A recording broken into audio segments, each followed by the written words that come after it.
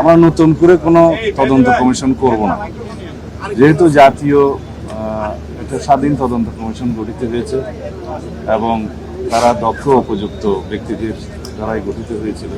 তাদের রিপোর্টে আমি একটা গ্ল্যান্স যা দেখেছি, যেহেতু আজকে কথা বলতে হবে সেই জন্য, তাতে যে সমস্ত সুপারিশমালা এসছে প্রায় 70টি মনে হলো। আমি আরো ডিটেল দেখি, সেই সুপারিশমালা অনেকগুলো বাস্তবায়ন, আর বিচারাধীন যে মামলাগুলো আছে, কিছু আপিল পর্যায়ে আছে, কিছু অ্যাপিলেট ডিভিশনও হয়তো আছে। এই জুডিশিয়াল প্রসেসটা সমাপ্ত করা হবে। অন্তর্বর্তীকালীন সরকারের সময়ে একটা স্বাধীন জাতীয় তদন্ত কমিশন গঠন করা হয় এবং সেই কমিশনের রিপোর্ট আমাদের সামনে এসছে।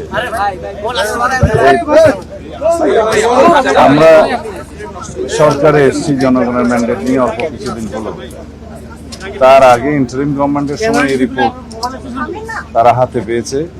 সেই রিপোর্ট বাস্তবায়নের জন্য তেমন কোনো পদক্ষেপ নেওয়া হয়নি। আমি দুই একদিনে দেখেছি, আমি কয়েকদিন আগে এই রিপোর্টটা পুরো না দেখে কিছু কথা বলেছি, যেগুলো আজকে সংশোধন করতে চাই।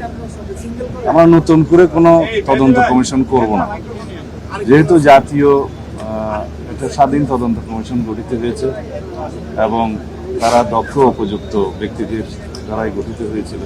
তাদের রিপোর্টে আমি একটা গ্ল্যান্স যা দেখেছি, যেহেতু আজকে কথা বলতে হবে সেই জন্য, তাতে যে সমস্ত সুপারিশমালা এসছে প্রায় 70টি মনে হলো। আমি আরো ডিটেল দেখি, সেই সুপারিশমালা অনেকগুলো বাস্তবায়ন, আর বিচারাধীন যে মামলাগুলো আছে, কিছু আপিল পর্যায়ে আছে, কিছু অ্যাপিলেট ডিভিশনও হয়তো আছে। এই জুডিশিয়াল প্রসেসটা সমাপ্ত করা হবে, আর অন্যান্য যে সমস্ত রিকমেন্ডেশনস আছে এগুলো আমরা ধাপে ধাপে বাস্তবায়ন করবো ইনশাআল্লাহ। এবং শহীদ পরিবারদের, এই জাতিকে আশ্বস্ত করতে চাই যে পিলখানা হত্যাকাণ্ডের যথাযথ বিচার করা হবে এবং ন্যায় বিচার নিশ্চিত করা হবে, যাতে এই জাতীয় কোনো ঘটনা আমাদেরকে জাতীয় জীবনে আর না দেখতে হয় ভবিষ্যতে। সেজন্য যে সমস্ত পদক্ষেপ নেওয়া জরুরি, সমস্ত পদক্ষেপগুলো আমরা নেব ইনশাআল্লাহ। বাংলাদেশের স্বাধীনতা সার্বভৌমত্বের প্রতি হুমকি ছিল একটি ঘটনা, এবং বাংলাদেশের সেনাবাহিনীকে আন্ডারমাইন করা বা দুর্বল করা এটা একটা লক্ষ্য ছিল। সেটা তাদেরই থাকতে পারে যারা বাংলাদেশের স্বাধীনতা সার্বভৌমত্বে বিশ্বাস করে না, অথবা একটা দুর্বল রাষ্ট্র হিসেবে এই দেশকে